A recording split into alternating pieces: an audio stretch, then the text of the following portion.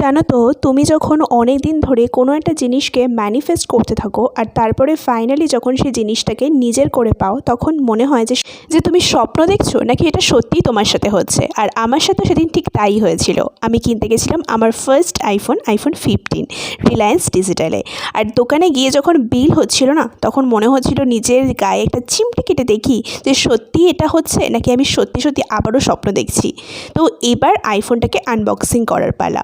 As a content creator প্রত্যেকটা মানুষেরই একটা ড্রিম থাকে যে সে তার আইফোনে শ্যুট করবে বা ভিডিও করবে। অনেক দিন ধরে ভাবছিলাম যে ফোনটা চেঞ্জ করব, কারণ আমি একটা নর্মাল ভিভো ফোনেই এতদিন ধরে ভিডিও বানিয়ে এসেছি। ফাইনালি এবার থেকে তোমাদের জন্য আরও বেটার কন্টেন্ট শ্যুট করতে পারবো। আর ও হো এই যে আইফোনের ফার্স্ট লুকটা, এই যে এটা জাস্ট অ্যামেজিং ফিলিংস।